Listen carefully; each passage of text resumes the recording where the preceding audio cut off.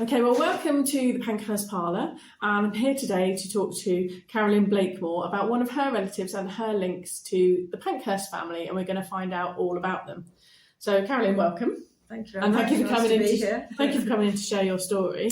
So, tell us about your relative. Who is she, and how is she linked to the Pankhurst family? Right. Well, her name was Nell Humphreys Hall, and her alias was actually Marie Roberts, and they were friends. Her family, the Hall family, were friends of the Pankhursts.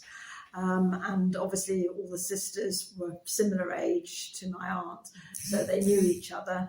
And I think they sort of started off, obviously, in this very place, having their meetings. And then really from there. Nell Humphreys Hall is actually my father's great aunt. So I learned about the history of the suffragettes, probably from quite a young age, but didn't really take it all in at that stage. But latterly, after my father had died, he gave me all the information, and I've been able to find out the link and a lot more about Auntie Nell. Excellent. So you have two family members in there, so two That's sisters, right. so Yes. Nell and Emmeline. Now, why is she called Emmeline? Right, she's called Emmeline because she was actually the goddaughter of Emmeline Pankhurst. And my great auntie Nell is actually my father's, or was my father's, godmother. So you're really very linked with the Hall family. Sides, yes. And just to explain, the Hall family, they knew the Pankhursts even before Emmeline and Richard were campaigning for women's votes. They were involved with them for many years. And Patty Hall, who was Leonard Hall's wife, was one of the people who was here at the very first meeting of the suffragette movement in this parlour. How did you first find out about them? Was it just through your father talking? Or? Yes, I think it was through my father talking, and obviously talking to my grandmother. My grandparents lived in Canada for many years, so originally I didn't hear much about it. But then they came back to the UK when I was probably about 10 or 11. And I used to go and stay with my grandparents in the Cotswolds. And she told me various stories about them and about her sister. And obviously my father was involved in it. He was very interested in all the history. And he had contacts in Birmingham where a lot of the suffragette movement took place. And also in the museums. There is a lot of evidence and memorabilia that he gave to the Birmingham City Museum. And what sort of things have you got in your family collection? Because I know I've seen some of those things. Yes, well, I've got some photos and some very interesting letters from various people. A lot of them obviously in support, but there are a couple of letters that are quite revealing.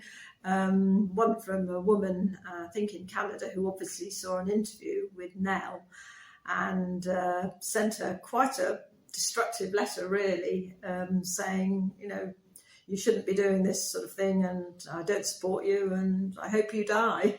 Yeah, which is shocking, and that was still in the 60s. Yes. People still had that attitude. They were so shocked by it. Yeah. So how does it make you feel, then, having an ancestor who had such strong links to the Pankhursts and really strong links to the suffragettes? Well, I was, very surprised, really, to hear about it all, and more came out gradually. So I was very interested to hear more about it, and I often wish I'd asked a lot more questions when I was younger and found out many more details that I'd have found actually from my grandmother, who, although she was younger than my Auntie Nell, she would actually be able to tell me a lot more stories about it, I think. So I was very proud, and I always say to people, never ruin, always have your vote. Please do not vote. My family fought hard for you to get it. Women and men, really. Absolutely. Yeah. And so your grandmother, what was her involvement in the suffragette movement? Well, I remember a story that I either heard from her or my father that when she was about 11, I'm not sure whether they were in Manchester or London at that point, and there had been a suffragette meeting, and obviously they got some fairly sort of papers that are obviously about plans, I expect, of things they were going to do. And there was a knock on the door, and the police arrived and sort of went in to see what was going on. And she was given all these papers and told as an 11-year-old to flush them down the toilet so they wouldn't be found, hopefully. So even as a young woman, Yes. she was involved in it, and the whole rest of the family were involved in that. So Thank you so much for sharing a little bit of their story. I'm actually going to pop in this video a few pictures from your family archives as well. Good. So you get to see actually what Emmeline Hall looked like. You'll get to see maybe a couple of letters and some of the pictures, and even a postcard from Emmeline where she writes to her goddaughter, and maybe even a letter where she says she's proud that she's called a suffragette, and that means she's fighting for her rights. So thank you so much for that. Not at all. Thank you.